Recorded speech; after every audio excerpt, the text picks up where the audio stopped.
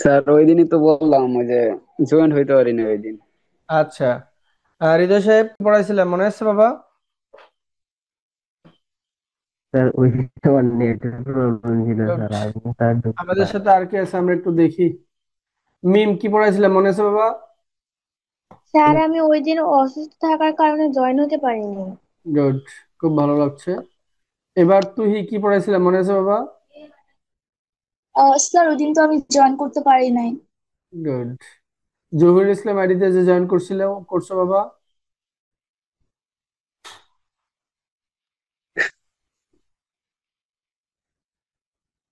কি পড়াইছিলেন মনে আছে? আচ্ছা, বলের হ্যাঁ বলো বাবা। ছিলেন হয়তো।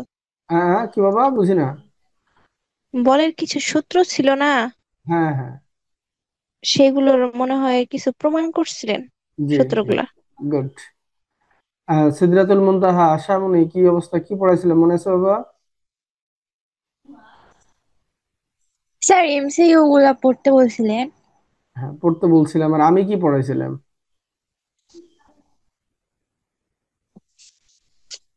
আচ্ছা, আমাদের একজনই আমাদেরকে বলছে যেটা ঠিক আছে। আমরা নিউটনের তিনটা সূত্র পড়ছিলাম। নিউটনের তিনটি সূত্র পড়ছিলাম। কার কার তিনটা সূত্র পড়ছিলাম নিউটনের? কিরকম দেখো। জি স্যার, জি স্যার, নিউটনের তিনটে সূত্র। নিউটনের তিনটি সূত্র পড়ছিলাম আমরা। তিনটি সূত্র। এই নিউটনের তিনটা সূত্র বলে আমরা বলছিলাম যে প্রথম সূত্রের গাণিতিক রূপ শিখছিলাম এরকম। প্রথম সূত্রে কি রূপ? গাণিতিক রূপ। প্রথম সূত্রে গাণিতিক রূপ আমরা শিখছিলাম কি? ভি সমান ইউ। আমরা দ্বিতীয় সূত্রের একটা গাণিতিক রূপ শিখছিলাম কি? F equal M A.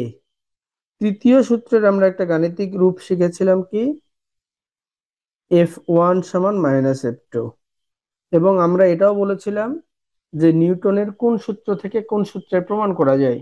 আমরা বলেছিলাম নিউটনের 2 নম্বর সূত্র থেকে প্রথম সূত্র প্রমাণ করা যায়, এটা আমরা প্রমাণ করে দিয়েছিলাম। এবং আমরা এটাও বলেছিলাম যে এই যে নিউটনের তৃতীয় সূত্র আছে, এই তৃতীয় সূত্রের আলোকে ভরবেগের সংরক্ষণ সূত্রের প্রমাণ করা যায়, এইটা আমরা প্রমাণ করতে চেয়েছিলাম।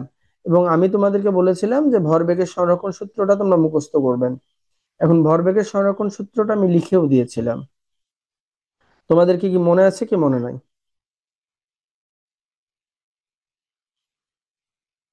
তাহলে আমরা এরকম বলছিলাম যে প্রশ্নটা একটু লিখি, দেখো, যে নিউটনের গতির তৃতীয় সূত্রের আলোকে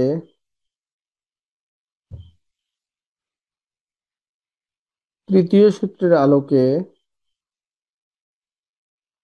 আলোকে আলোকে ভরবেগের সংরক্ষণ সূত্রটি প্রমাণ করো। আলোকে কার সূত্র? ভরবেগের সংরক্ষণ সূত্র। ভরবেগের সংরক্ষণ সূত্রটি সংরক্ষণ সূত্রটি প্রমাণ করো। এইটা ছিল কোশ্চেন। আমরা কিন্তু এটা করেছিলাম না। তা আমরা এখন উত্তরটা একটু লিখি। ভরবেগের সংরক্ষণ সূত্র তোমাদের কার কার মনে আছে? কারো মনে আছে কি?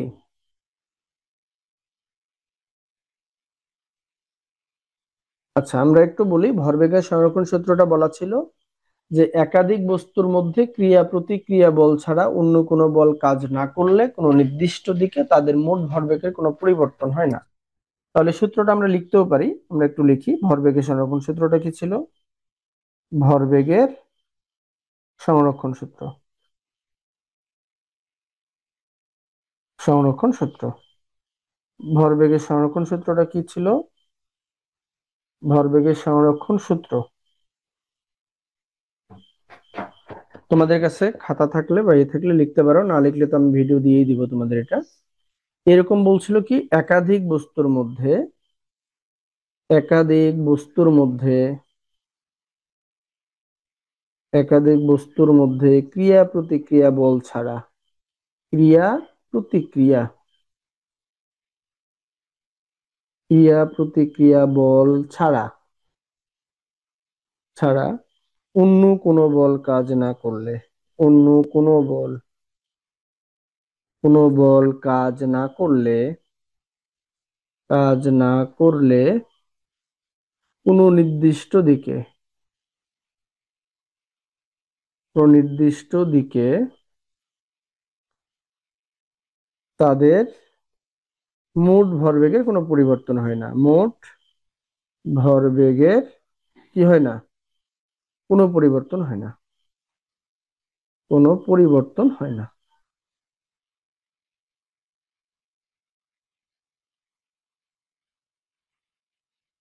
তাহলে ভরবেগের সংরক্ষণ সূত্রটা কি? যে একাধিক বস্তুর মধ্যে ক্রিয়া প্রতিক্রিয়া বল ছাড়া অন্য কোনো বল কাজ না করলে কোনো নির্দিষ্ট দিকে তাদের মোট ভরবেগের কোনো পরিবর্তন হয় না। এটা ছিল কার সূত্র? ভরবেগের সংরক্ষণ সূত্র। এবার আমরা কি করব? এই সূত্রটার গাণিতিক ব্যাখ্যা করব। সূত্রটা কি করব? গাণিতিক ব্যাখ্যা।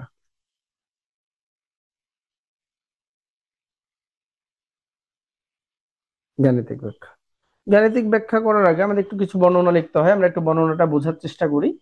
তোমরা এখন দেখো এখানে বস্তু কয়টা ছিল, একটু তোমাদেরকে বোঝানোর চেষ্টা করতেছি। বস্তু ছিল একাধিক। একাধিক মানে দুইটা, একের অধিক মানে হলো একাধিক। একাধিক মানে হচ্ছে কি? একের অধিক। তাহলে আমরা বলতে পারি, আমরা একটু আমাদের মতো করে চিন্তা করি। খুব বিরক্ত করছে তো।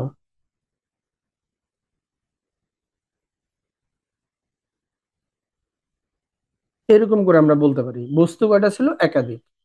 এই যে প্রথম যে বস্তুটা নিলাম আর এইখানে একটা বস্তু নিলাম, দুটা। এই প্রথম বস্তুটার ভরের নাম দিলাম আমরা m1 আর দ্বিতীয় ভরের বস্তুটার নাম দিলাম m2। আমাদের বস্তু ছিল কয়টা? দুইটা। একটা বস্তুকে দিছি নাম m1 আর একটা বস্তুর নাম দিছি আমরা m2। তাহলে এই যে m1 বস্তু, এটার একটা বেগ থাকবে u1, আর m2 একটা বস্তু, এটার একটা বেগ থাকবে u2। তো m1 বস্তু আর m2 বস্তু u1 আর u2 আদি বেগে একই সরল রেখা বরাবর পরস্পরের বিপরীত দিকে যাত্রা শুরু করেছে। তাহলে কোনো এক সময় কি করবে? এদের মধ্যে একটা সংঘর্ষ হবে। এই সংঘর্ষ বা ধাক্কা যেটা লাগবে, এই সংঘর্ষের সময়কালটাকে আমরা বলছি টি। তো এখন যেটা u1 আদি বেগে যাচ্ছে এবং যেটা u2 আদি বেগে যাচ্ছে, ধাক্কা লাগার পরে এই বেগগুলো অবশ্যই চেঞ্জ হয়ে যাবে। তাহলে u1 এর বেগটা হবে কি? v1, আর u2 এর বেগটা চেঞ্জ হয়ে যাবে v2। তো u1 যদি ক্রিয়া বল প্রদর্শন করে, তাহলে u2 কি? প্রতিক্রিয়া বল প্রদর্শন করবে। তাহলে ক্রিয়া বল এবং প্রতিক্রিয়া বল f1 আর f2 হবে। এবার তোমরা একটু খুব ভালো করে লক্ষ্য করো যে যেহেতু সূত্রে বলছে একাধিক বস্তু, তাহলে আমরা m1 m2 দুটো বস্তু মানে একের অধিক একাধিক বস্তু নিয়েছি। তাহলে m1 এর একটা আদিবেগ থাকবে u1 আর m2 এর একটা আদিবেগ থাকবে u2। এরা পরস্পরের বিপরীত দিকে যাত্রা শুরু করেছে। তাহলে u1 যদি এদিকে যায়, u2 এদিকে আসছে। তো কোনো এক সময় এদের মধ্যে কি লাগবে? ধাক্কা লাগবে বা সংঘর্ষ হবে। এই সংঘর্ষের পরে আমাদের তাহলে u1 এর বেগটা চেঞ্জ হয়ে যাবে, যে v1 হবে, আর u2 এর বেগটা চেঞ্জ হয়ে যায় v2 হবে। এইটাতে কারো কোনো প্রবলেম আছে কিনা এই পর্যন্ত?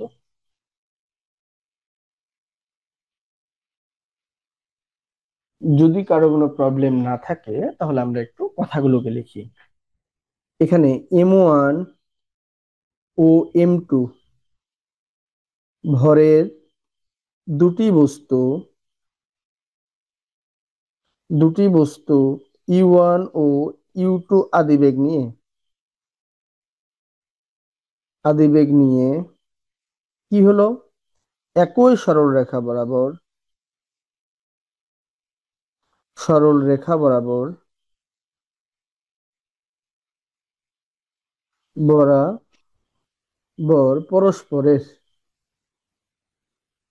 পরস্পরের বিপরীত দিকে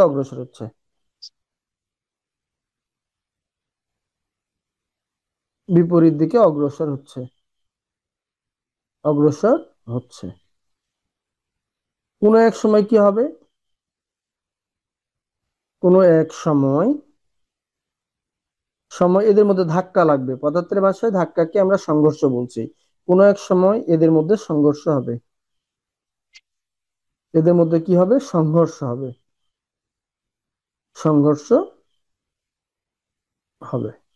সংঘর্ষের সময়কাল কত?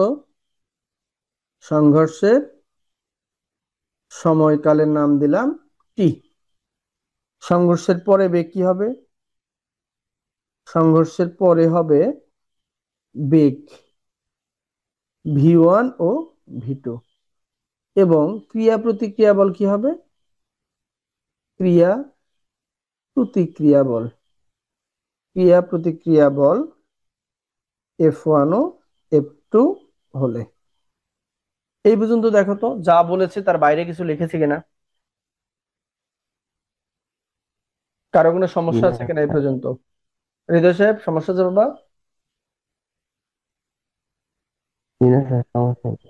আচ্ছা, আমরা একটু তারপরে যাই। যদি ক্রিয়া প্রতিক্রিয়া বল F1 আর F2 হয় তাহলে এবার দেখো নিউটনের তৃতীয় সূত্র কি বলছে। নিউটনের কোন সূত্র? তৃতীয় সূত্র অনুসারে। নিউটনের তৃতীয় সূত্র অনুসারে কি বলছে? যে প্রত্যেক ক্রিয়ার একটা সমান বিপরীত প্রতিক্রিয়া আছে। F1 যদি ক্রিয়া বলা হয় প্রত্যেক ক্রিয়ার একটা সমান বিপরীত প্রতিক্রিয়া আছে।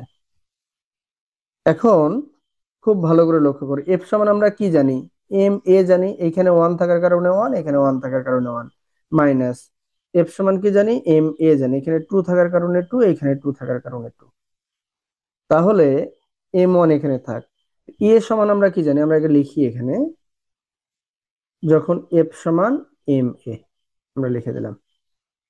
এবার দেখো এই এ সমান কি লেখা যাবে? V minus you by T. তাহলে 1 থাকার কারণে এইখানে 1, এখানে 1 থাকার কারণে এখানে 1, মাইনাস M2। এইখানে তাহলে এ সমান কি লেখা যায়? ভি মাইনাস ইউ, ওই যে 2 থাকার কারণে 2, এখানে 2 থাকার কারণে 2, আর নিচে কি টি। যেহেতু সংঘর্ষটা একবারই হয়েছিল এই জন্য T1 T2 আমরা ব্যবহার করি নাই। তাহলে আমরা কি এখন বলতে পারি না যে এ সমান আমরা লিখতে পারি V minus you by T, যেটা আমরা শিখেছিলাম। এবার একটু লক্ষ্য করো তো কি লেখা যায়। M1 এটা যেহেতু উপরের সংখ্যা, V1 মাইনাস U1 আর নিচে কি থাকে? টি। এখানে কি আছে? মাইনাস আছে, থাক M2। এখানে কি লেখা যাবে? V2 মাইনাস U2 আর নিচে কি লেখা যাবে? টি। এবার দেখো উপরে বা নিচে যদি একই মতো রাশি থাকে তাহলে কি করে দেওয়া যায়? রাশিটাকে উঠে দেওয়া যায়। তাহলে আমরা কি এরকম লিখতে পারি না? M1 V1 মাইনাস U1 সমান হলো মাইনাস M2 যেটা আছে এটা V2 মাইনাস U2। আমরা কি করলাম? টি কে উঠে দিলাম। এখন M দিয়ে গুণ করে দেই, M1 V1 মাইনাস হলো M1 U1 সমান, তাহলে এটা কি হবে? মাইনাস M2 V2, মাইনাসে মাইনাসে গুণ করলে প্লাস হয়ে যায় M2 U2। এবার ভি গুলোকে এক পাশে আর ইউ গুলোকে এক পাশে নিয়ে এসে, যে ভি আছে ভিটাকে এ পাশে পার করে নিয়ে আসি, তাহলে কি হবে? অতএব M1 V1 এইটা যদি সমান এর পাশে পার করি মাইনাসটা প্লাস হয়ে যায় M2 V2 সমান, এই M1 U1 টা সমানের উদাহরণ নিয়ে গেলে প্লাস হয়ে যায় M1 U1 আর এখানে কি M2 U2। এই যে M1 V1 M2 V2 M1 U1 M2 U2 ইহাই ভরবেগের সংরক্ষণ সূত্রে গাণিতিক রূপ। ইহাই ভরবেগের সংরক্ষণ সূত্রের গাণিতিক রূপ। গাণিতিক রূপ। কারো কোনো সমস্যা আছে কিনা?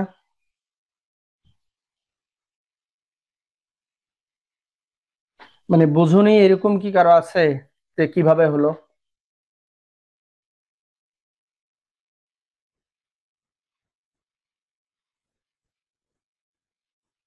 কারো কোনো যদি প্রবলেম না থাকে তাহলে, কারো প্রবলেম আছে মনে হচ্ছে, থাকলে একটু বলো, বলতে পারো, সমস্যা নাই, আমরা সলভ করতে পারি। স্যার আর একবার একটু বুঝিয়ে দেন। আর একবার একটু বুঝাইতে হবে এই তো ঘটনা নাকি? জি স্যার। জি স্যার, ধন্যবাদ স্যার, আপনি না মানে বলার জন্য। আমরা একটু আরেকবার বোঝানোর চেষ্টা করি। নিউটনের তৃতীয় সূত্র অনুসারে কি বলছে? যে F1 সমান মাইনাস F2। আমরা বলছিলাম যে প্রত্যেক ক্রিয়ার সমান, এই যে মাইনাস এর সামনে কিছু না থাকলে তো প্লাস আছে, তাহলে প্লাস বিপরীত হলে কি? মাইনাস। নিউটনের তৃতীয় সূত্র বলছে যে F1 যদি ক্রিয়া বল হয় F2 প্রতিক্রিয়া বল, তাহলে প্রত্যেক ক্রিয়ার সমান বিপরীত প্রতিক্রিয়া আছে। তাহলে এটা হলো নিউটনের তৃতীয় সূত্র। তা আমরা যেহেতু জানি F সমান এম এ লেখা যায়, আমরা সূত্র শিখেছিলাম F সমান কি? এম এ, এটা প্রমাণ শিখেছিলাম। তাহলে এই এফ এর পরিবর্তে আমরা এম এ বসালাম। এই যে এম এ, এখানে 1 আছে দেখে 1 দিয়েছি, এ 1 আছে 1, মাইনাস আছে মাইনাস, এফ সমান কি এম এ, 2 থাকার কারণে 2 দিয়েছি। তো এম 1 এখানে রাখে দিচ্ছি। তো ভি সমান আমরা এরকম একটা সূত্র শিখছিলাম না, এ সমান এরকম সূত্র শিখেছিলাম, V minus you by T, এর একটা সমীকরণ আমরা শিখেছিলাম। ভি সমান, অর্থাৎ সরি, এ সমান আমরা শিখেছিলাম V minus you by T, একটা সূত্র আছে। তাহলে এই এর পরিবর্তে V minus you by T দিয়েছি, তাহলে এই 1 থাকার কারণে দুটোই 1 দিয়েছি, মাইনাস এম টু আছে এম টু, এ সমান তাহলে কি V minus you by T, এখানে 2 থাকার কারণে 2। যেহেতু আমাদের উপরে বিক্রিয়াতে বলছিলাম যে সংঘর্ষটা একবারই হয়েছে, এই জন্য টি ওয়ান আর টি টু ধরিনি, শুধু টি ধরেছি। তাহলে এই যে এম ওয়ানটা এখানে কি অবস্থা আছে, গুণ অবস্থা, এখানে কি অবস্থা আছে, গুণ অবস্থা। এটা তাহলে কোন জায়গার সংখ্যা, উপরের সংখ্যা। এই যে এম ওয়ান, তাহলে ভি ওয়ান ইউ ওয়ান, নিচে কি থাকে টি, মাইনাস আছে মাইনাস থাক, M two V two U two, এই যে ভি টু ইউ টু, আর নিচে হলো টি। তা আমরা বলছিলাম নিচে বা উপরে যদি একই মতো থাকে তাহলে এটাকে উঠে দেওয়া যায়। তাহলে উপরে কি থাকলো, M one V one minus U one, এটা মাইনাস আছে minus, M two V two minus U two. এবার তাহলে এম ওয়ান দিয়ে গুণ করে দিলে কি, M one V one minus M one U one, সমান আছে সমান, মাইনাস আছে minus, M two V two, M two V two, মাইনাসে মাইনাসে plus, M two U two. এবার আমরা বললাম কি, এবার আমরা বলেছি, আর এখানে টিটা উঠে গেলে কেন? বুঝি না। হ্যাঁ হৃদয় আচ্ছা, সাহেব, বুঝি না টিটা বাবা, আরেকবার টিটা বলো। উঠে গেলে টিটা কেন? কিভাবে উঠে গেল, টিটা কিভাবে উঠে মানে গেছে? হ্যাঁ হ্যাঁ, টিটা জি কিভাবে উঠে গেছে এটা, স্যার, টিটা। এবার বলি শোনো। তুমি যদি, আমরা যদি এরকম লিখি যে উভয় পক্ষকে টি দ্বারা গুণ করে পাই, উভয় পক্ষকে কি দ্বারা গুণ করে পাই, টি দ্বারা, উভয় পক্ষকে টি দ্বারা গুণ করে পাই, তাহলে এই টি আর এই টি অটোমেটিকলি কাটা যাবে, এই টি আর এই টি অটোমেটিকলি কাটা যাবে। তা আমরা এটা না বলে বলেছি কি, উপরে যদি একই মতো রাশি থাকে, মানে এই উপরে আর এই উপরে যদি একই মতো রাশি থাকে তাহলে এটা উঠে দেওয়া যায়, অথবা নিচে যদি একই মতো রাশি থাকে তাহলে এইটাকে উঠে দেওয়া যায়। মানে একই মতো রাশি যাবে, এইখানেও টি আছে এইখানেও টি আছে, একই মতো রাশি, এই জন্য টি টি উঠাই দিছি, দিয়ে তাহলে উপরে যেটা থাকে এটা। মানে সেটা কাটাকাটি করছেন? হ্যাঁ, কাটা দিলে দিলাম, যে আমরা বলি যে উভয় পক্ষকে টি দ্বারা গুণ করে পাই, কোনো সমস্যা নাই। কিন্তু কাটা দেওয়ার কোনো দরকার নাই, তুমি কাটা দিবা না, শুধু বলে দিবা যে উভয় পক্ষকে এটা দ্বারা থাকলে তুলে দেওয়া যায়, তোমার কিছু বলারই দরকার নাই, প্রেসারই নেওয়ার দরকার নাই, তুমি জি উপরে স্যার, আবার নিচে একই মতো থাকলে তুলে দাও সরাসরি, কোনো কথা নাই। যে টিচার ও এমনি জি অটোমেটিকলি স্যার, বুঝবে, এটা নিয়ে চাপ নিও না তুমি, হ্যাঁ। জি স্যার। আচ্ছা, এবার তাহলে আমরা ইউ গুলোকে এক পাশে আনছি আর ভি গুলোকে এক পাশে। এই যে ভির সামনে মাইনাস সমান এই পাশে আসলে প্লাস হয়ে যায়, ইউ এর সামনে মাইনাস সমান ওই পাশে গেলে প্লাস হয়ে যায়। এই যে M one V one, M two V two, M one U one আর এম টু ইউ টু, ইহাই ভরবেগের সংরক্ষণ সূত্রে গাণিতিক রূপ। এটা যদি তোমরা বোঝো, তাহলে এখন তোমরা একটা ছোট কাজ করবা। তোমাদেরকে আমি 1 দিন বা 2 দিন সময় দিলাম, হ্যাঁ। যেহেতু কালকে যদি আমাদের টিচারদের আন্দোলন যদি সমাপ্ত ঘটে, আমি গ্রুপে জানাই দিব ক্লাসটা।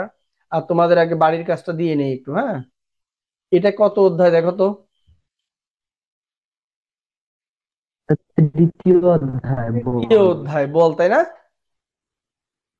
জি স্যার। এই যে তৃতীয় অধ্যায় বল যেটা আছে, তোমরা কি করবা, এই তৃতীয় অধ্যায়টা এ টু জেড পড়বা। যেমন এখানে সুন্দর করে বলছে কি, জড়তা আমরা শিখেছিলাম কাকে বলে, তারপরে আমরা বলের ধারণা, নিউটনের প্রথম সূত্র শিখেছি, জড়তা কি শিখেছি।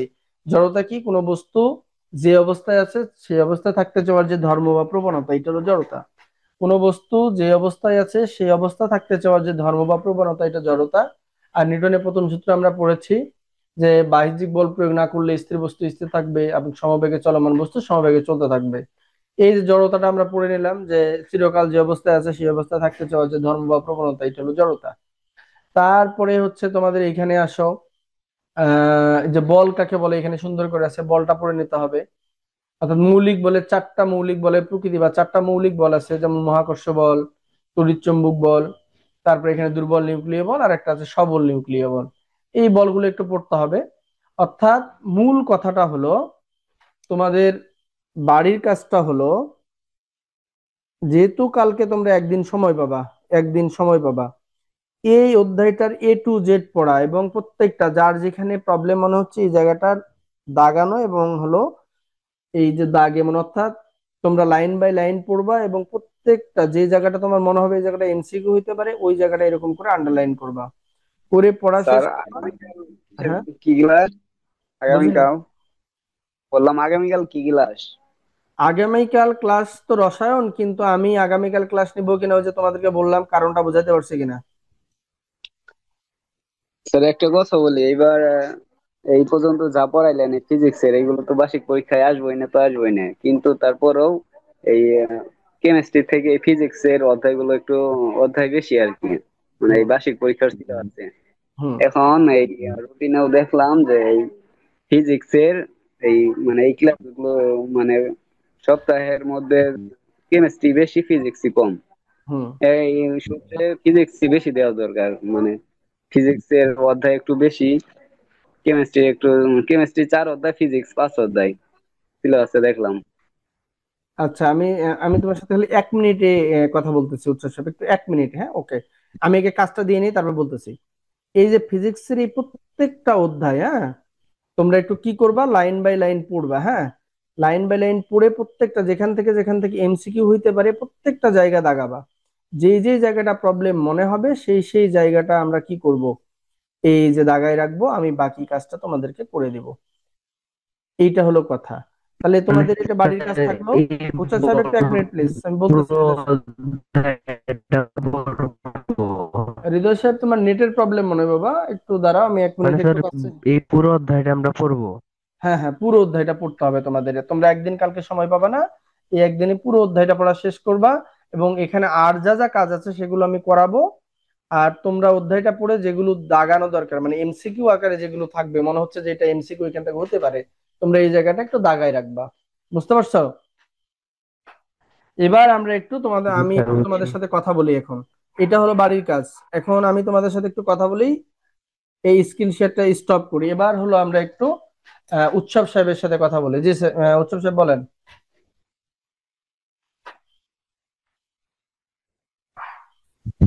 স্যার তখন তো বললামই, এখন আর কি বলবো?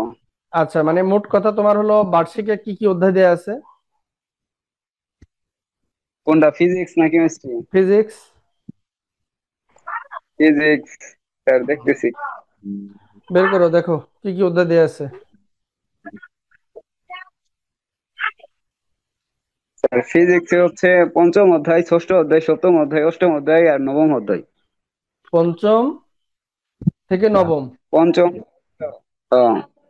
পঞ্চম, ষষ্ঠ, সপ্তম, অষ্টম, নবম।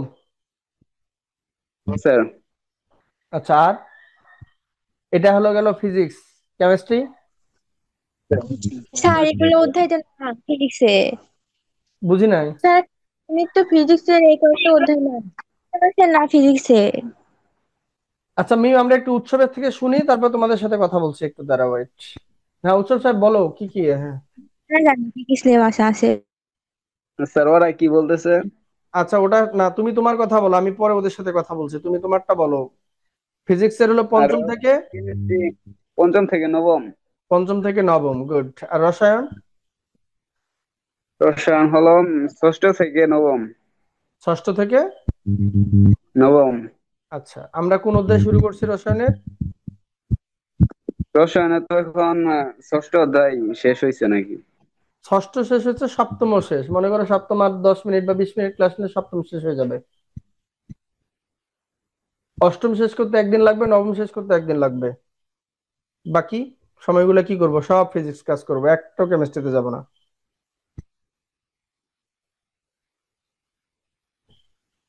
বিষয়টা বোঝাতে পারছি?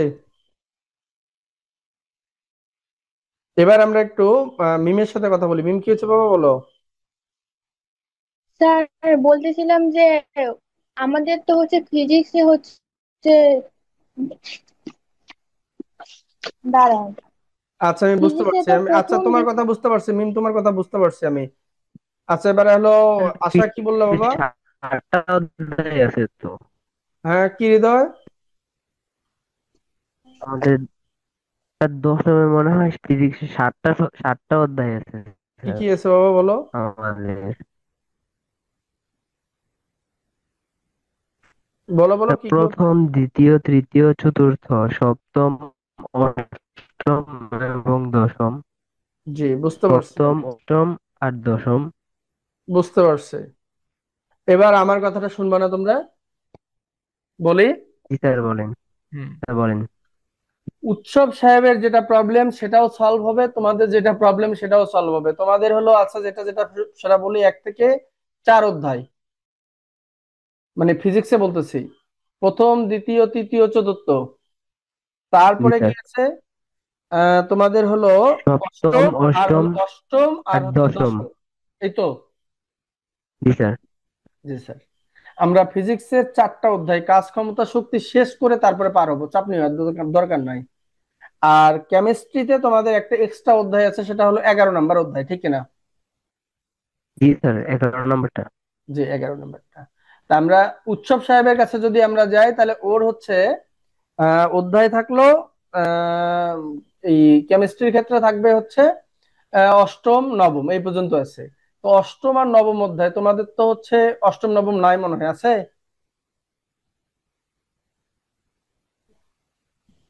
কিসে স্যার, ফিজিক্সে না কেমিস্ট্রিতে? কেমিস্ট্রিতে? নাই স্যার। আচ্ছা। নাই স্যার। আচ্ছা বুঝতে পারছি, এখানে কিছু রাসায়নিক বিক্রিয়া আছে যেটা উৎসব সাহেবদের অবশ্য পরীক্ষাতে আসবে। একটা হলো অ্যাসিড ক্ষার লবণ একটা অধ্যায়, আর একটা অধ্যায় হচ্ছে রাসায়নিক বিক্রিয়া মনে হয়, রাসায়নিক বিক্রিয়া ঠিক না, রাসায়নিক বিক্রিয়া ও শক্তি, এরকম একটা অধ্যায় হইতে পারে আর কি, অধ্যায়ের নামটা। বুঝতে পারছো? আচ্ছা এই অধ্যায়ের নামটা কি হইতে পারে একটু দেখে নেই 1 মিনিট। ও, রাসায়নিক বিক্রিয়া। আর অষ্টম অধ্যায় হচ্ছে রসায়ন ও শক্তি, সপ্তম হলো রাসায়নিক বিক্রিয়া। এই প্রত্যেকটা অধ্যায় কমপ্লিট করতে 1 দিন করে সময় লাগবে। তো সুতরাং কারো কোনো টেনশনের কোনো কারণ নাই, আমি প্রত্যেকটা অধ্যায় A to Z শেষ করে দেব। তোমাদের এই নিয়ে একবারে চাপ নেওয়ার দরকার নাই। উৎসব সাহেবেরও পরীক্ষার আগে সিলেবাস কমপ্লিট হয়ে যাবে, বাকি তোমরা যারা যারা আছো তোমাদের নির্বাচনী পরীক্ষার আগেও শেষ হয়ে যাবে। এত চাপ নেওয়ার কিছু নাই। বুঝতে পারছো কিনা? আমি তোমাদের দায়িত্ব জি নিয়েছি, স্যার। আমি দায়িত্ব নিয়েছি মানে শেষ করে দেব। আমার কথা জি হলো, স্যার। আমি আবারও বলতেছি, আমি তোমাদের প্রত্যেকটা কাজ শেষ করে দেব। এটা নিয়ে ভাবার দরকার নাই, আমি যা কথা দেই সেটা 100% ভাবে পালন করার চেষ্টা করি। তা না হলে তোমাদেরকে এতদিনে অনেক কিছু বলতাম যে এটা করতে হবে, ওইটা করতে হবে, ই করতে হবে, সি করতে হবে, মেলা কিছু। আমি কিন্তু তোমাদের এরকম কাউকে কিছু বলিনি, বলছি কি? জি না স্যার, বলেন বলিনি। নাই। সে ধরো একটা কথা বলছি, অন্য কিছু না। আমি যে তোমাদের যে জুম আইডি দিয়ে পড়াচ্ছি, জুম আইডিটা অ্যাক্টিভ করতে আমার প্রতি মাসে $20 লাগে। তো প্রতি মাসে যদি আমার $20 লাগে শুধু জুমটাকে অ্যাক্টিভ রাখতে, আমি তোমাদের কাছে এই বিষয়ে কখনো বলছি যে আমাকে 1 টাকা দিতে হবে, 2 টাকা দিতে হবে, আমি তোমাদের ক্লাসটা শেষ করে দিব না, বা আমি তোমাদেরকে পড়াবো না, এরকম কখনো বলছি কিনা? জি না স্যার, বলেন নাই। হ্যাঁ, এরকম বলিনি, আমি এরকম বলবো না। আমি আমার কথা হলো, আমি যা কথা দেই তাই। আমি তোমাদেরকে 100% শেষ করে দিতে চাইছি মানে শেষ করে দিব। সুতরাং এই ফিজিক্স কেমিস্ট্রি নিয়ে এত চাপ নেওয়ার দরকার নাই, আমি প্রত্যেকটা কাজ প্রয়োজনে হাতে ধরে ধরে করাবো। যেমন ওই যে সেদিন আমি কিছু তোমাদের দেখাচ্ছিলাম, মনে আছে? ওই যে কোশ্চিন বের করছিলাম, কোশ্চিন বের করে তোমাদেরকে বলছিলাম যে তোমরা এটা পড়ো, এটা কিভাবে উত্তর হবে, উত্তরগুলো করে করে মিলাই দিছিলাম, দিছিলাম না? জি স্যার, 6 অধ্যায়ের করে দিছি, দিছে। 6 অধ্যায় দিয়েছিলাম। তা আমি জি এইরকম স্যার। তোমাদেরকে বেসিকটা শেষ করে নিলে, বোর্ডে যত ধরনের কোশ্চিন আসছে, সেটা সিকিউ হোক আর এমসিকিউ হোক, প্রত্যেকটা কোশ্চিনেরই আমি A to Z তোমাদেরকে শেষ করে দিব, আল্লাহ যদি বাঁচায় রাখে আমাকে।